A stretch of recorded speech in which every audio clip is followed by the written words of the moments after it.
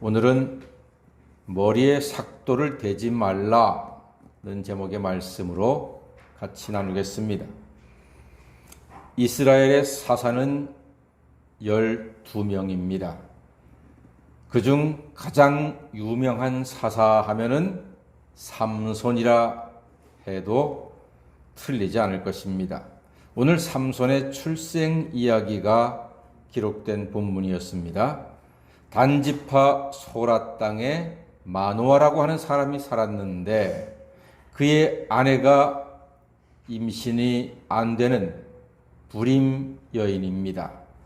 아기를 갖고 싶은데 아기가 생기지 않으니 그 여인도 남편도 친정부모도 시부모도 다들 마음이 힘들었을 거예요.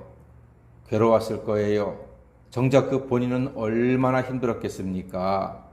그러니 하나님께 남몰래 많은 눈물의 기도를 드렸을 겁니다. 마침내 여호와의 사자가 나타나서 아들을 낳을 것이라고 오늘 말해주고 있습니다. 자, 이 출생 스토리가 누구와 비슷합니까? 예수님과 비슷하잖아요. 혹시 예수님 아세요? 예수님과 너무 비슷해요. 모든 생명은, 모든 성경은 누구의 감동으로 되었습니까? 하나님의 감동으로 되었습니다. 성경 66권은 누구에게 초점이 있습니까? 예수님께 초점이 있습니다. 하나님의 감동으로 기록된 성경은요, 예수님이 목적이에요. 예수님이 전부예요. 자, 그렇다면 성경의 목적이 누구라고요? 예수님이 성경의 목적입니다. 그렇다면 우리 신앙생활의 목적은 누구입니까? 예수님이십니다. 다 예수님으로 통하고 예수님 때문에 풀리고 예수님 때문에 온전해지는 것입니다. 예수께서는 죄악 중에 신음하는 백성을 구원하시려고 이 땅에 동정녀 마리아의 몸을 통해서 출생하셨습니다. 그런데 오늘 하나님께서는 블레셋 사람들에게 고통받고 신음하는 백성을 구원하시려고 누구를 출생시킨다 하십니까? 삼손을 출생시킨다 하셨습니다. 삼손과 예수님이 비슷하지만 똑같지는 않다. 예.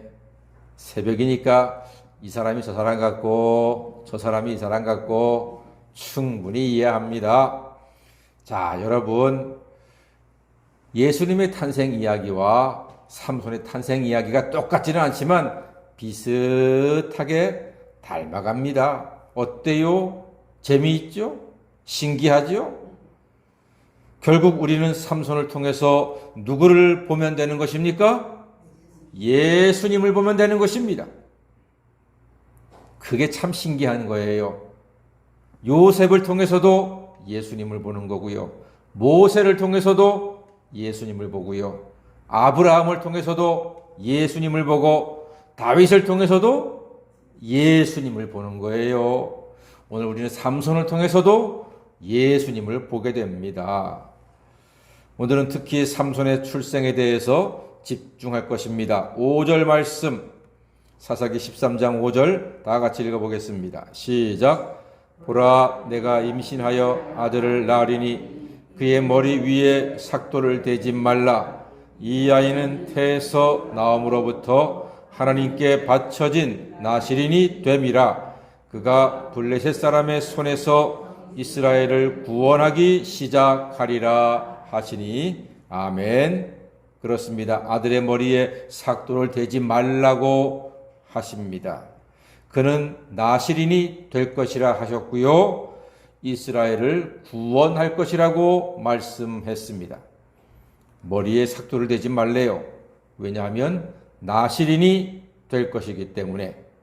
나실인은요, 하나님의 뜻을 이루기 위하여 하나님이 특별히 선택한 사람입니다. 구약성경 민수기 6장에 나실인 규정이 나옵니다. 나실인은요, 세 가지를 하면 안 돼요. 첫 번째, 포도나무의 소산과 포도주를 먹지 말라 했고요.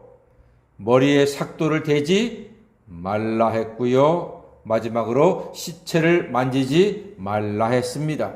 이 세 가지가 나실인 규정입니다. 이 세 가지 규정 중 특히 오늘은 강조가 된 것이 머리를 깎지 말라 이렇게 말씀하셨습니다. 아니 왜 머리를 깎지 말라고 하실까? 여러분 머리를 사람들이 안 깎잖아요. 전국에 10수만 명의 이 미용 업체가 큰 고통을 당할 것입니다.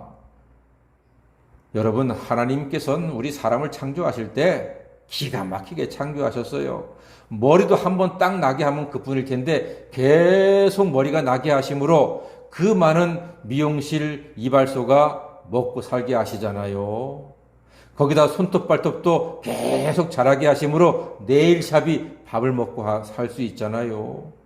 거기다가 눈도 한번 만들어 주셨으면은 잘 보게 하시면 될 텐데 이건 나이가 들어감에 따라서 흐려지고 안 보이니까 안경점이 다 먹고 살잖아요.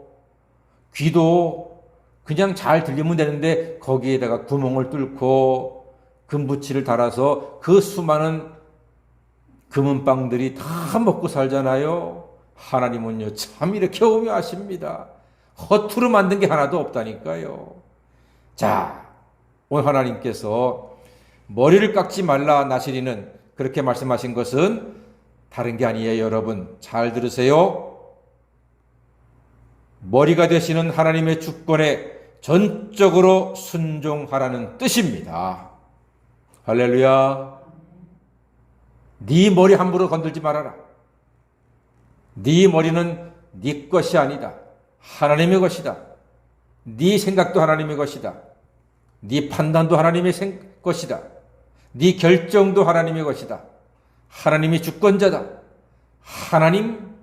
하나님께서 너의 생명을 책임져 주실 것이다. 하나님의 뜻에 따라라 하는 것이 참된 나실인 규정의 의미와 목적이 있는 것입니다. 여러분, 하나님께 쓰임받는 사람은 세상 능력이 아니라 하나님께 순종할 때에 쓰임받을 수가 있습니다. 순종하는 자에게 하나님이 함께 하시고 승리의 은혜도 베풀어 주십니다. 말씀을 듣고 순종하라고 주셨습니다.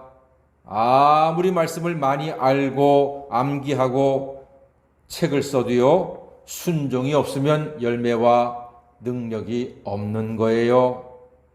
우리 비록 연약하지만, 우리 비록 지식이 짧지만, 우리 비록 가진 것이 없지만 하나님 말씀을 믿고 의지하고 순종할 때 하나님의 능력의 손이 우리를 붙잡으사 우리가 승리하게 되고 형통한 인생이 될 줄로 믿습니다.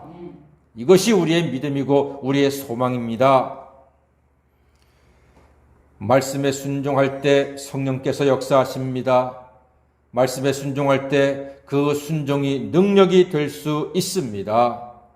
말씀에 순종할 때 그 순종이 축복의 길이 되는 줄 믿습니다.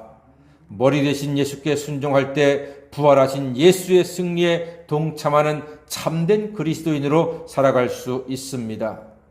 말씀에 순종하는 사람이 참 나실이니라 할 수 있습니다.